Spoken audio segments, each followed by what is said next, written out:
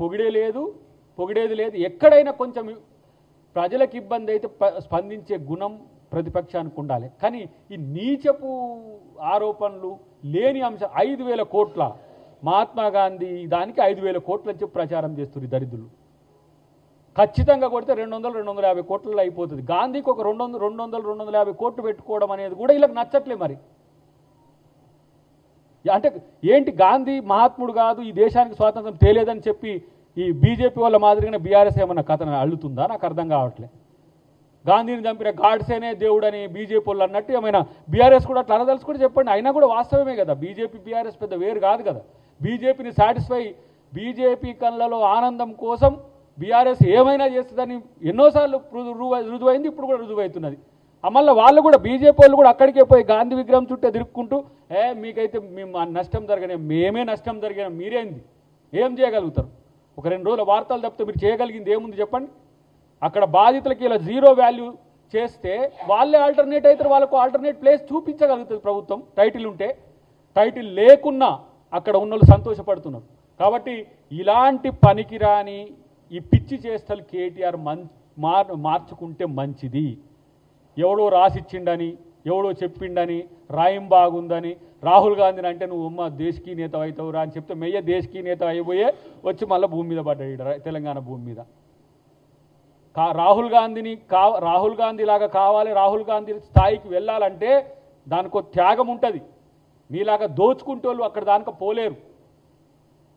త్యాగాల పునాదుల మీద ఏర్పడ్డ కుటుంబం మీద కూడా విమర్శలు మీరు చేసే దాని వెనుక ఆ రాజకీయ కుట్రేందో అందరికీ తెలుసు. కాబట్టి మీరు ఎప్పుడైనా సరే ఏ స్థాయిలో మాట్లాడితే, అంశాల మీద మాట్లాడితే సహించే పరిస్థితి ఉంటుంది. కానీ ఇష్టం వచ్చినట్టుగా మాట్లాడితే మాత్రం దానికి సరైన కౌంటర్ ఉంటుంది, అంతకు మించి కూడా భవిష్యత్తులో ఉంటుందని చెప్పి హెచ్చరిస్తున్నాం.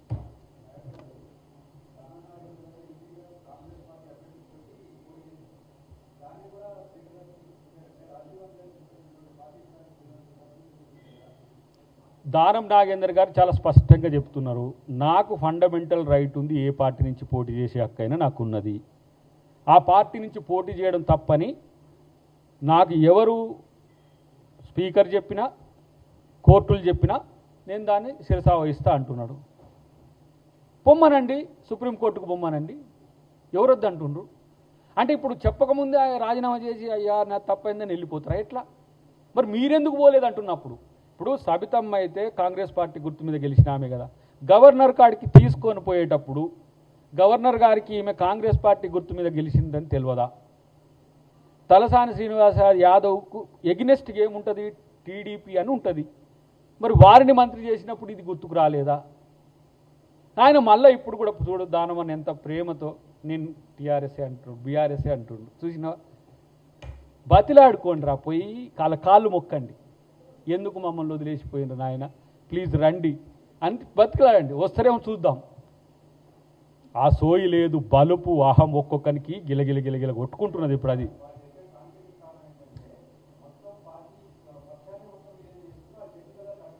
మరి ఇప్పుడు మేము విలీనం చేసుకున్నామని మేము అంటున్నామా?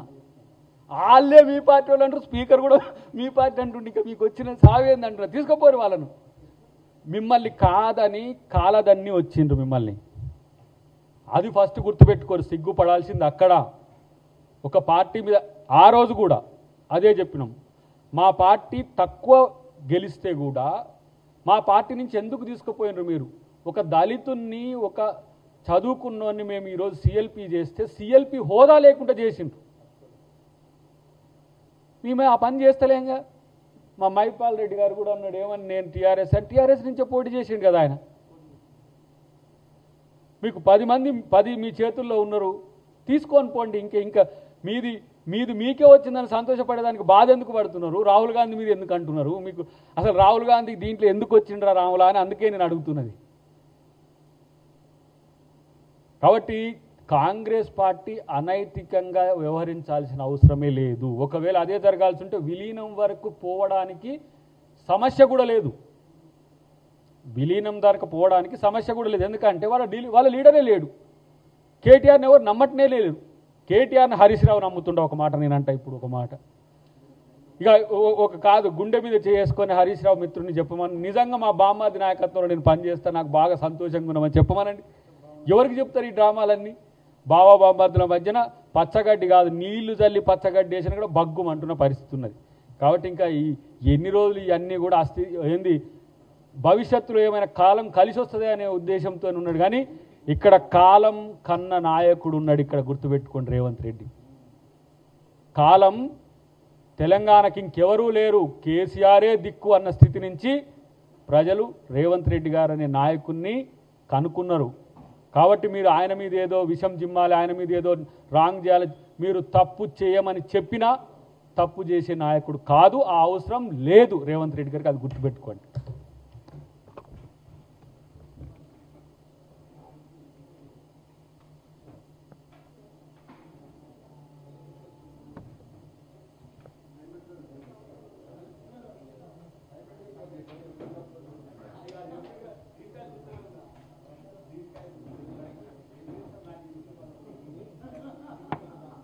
పార్టీ ఫిరాయింపులు అనేది తెలంగాణలో మొట్టమొదట మొదలుపెట్టింది కేసీఆర్. కేసీఆర్ది కూడా ట్రోల్ అవుతుంది దీంట్లో, ఆయనకి ఉంటారు.